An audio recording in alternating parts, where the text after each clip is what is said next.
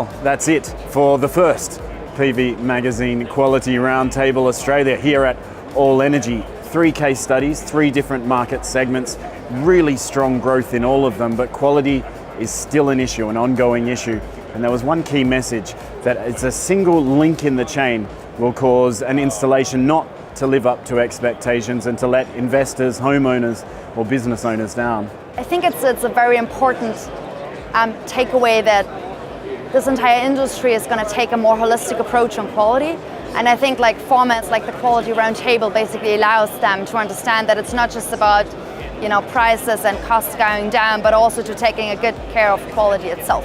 I think it's interesting, right? Because Australia was actually one of the first ones to take off with the rooftop residential solar.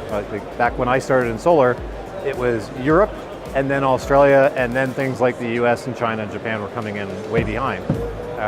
Australia focused there, and now Australia is focusing with equal strength and gusto on this utility market, right? So I think those are huge things that they changed the whole shift, right? We're no longer worried about the rooftop. Now we're thinking about how do we go plant something in the ground for a 30-year life? How do we think about soil concentrates? How do we think about caustics? How do we think about the longevity of motors and the longevity of systems and the panels?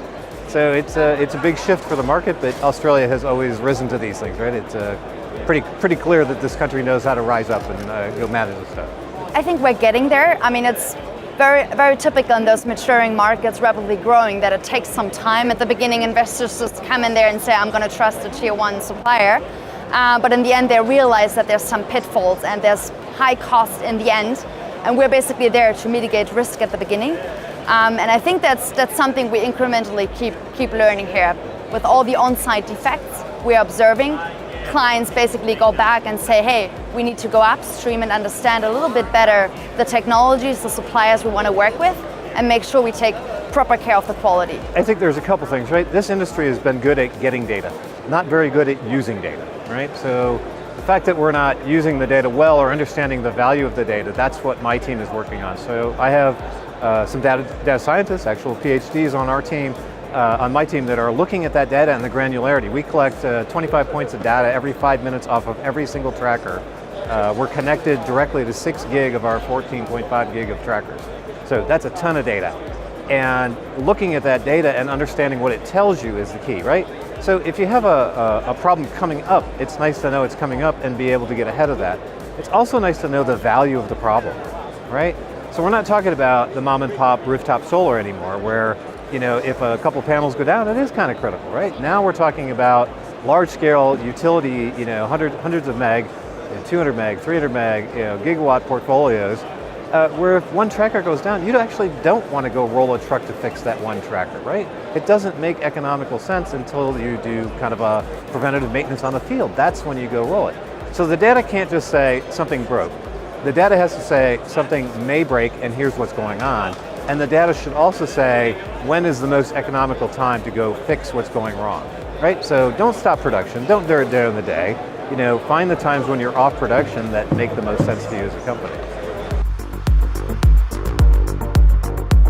But beyond the utility scale, which is growing incredibly fast, the residential rooftop and the commercial and industrial rooftop market segments are still very important for the Australian PV marketplace. And here too, quality can't be ignored, as was demonstrated in 2 case studies. One, a residential rooftop array owned by Tony, who contacted PV Magazine, and another presented by Jeff Bragg, who looked at a series of installation errors. The key takeaway was, it was a good start, Jonathan, that we start talking about quality in a market like Australia, which is a gigawatt. We have, I think, major issues on a whole range of issues. We start with the products, we have installation issues, and then from a standards perspective. Okay, and we saw with Jeff Bragg's presentation, there are a lot of installation issues. What's driving those?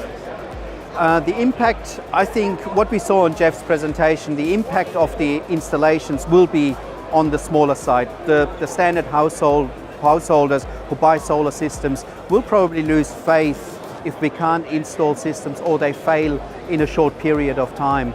So I think it is important to focus that our installation quality probably moves alongside with the product quality, which we have seen over the years has done quite well.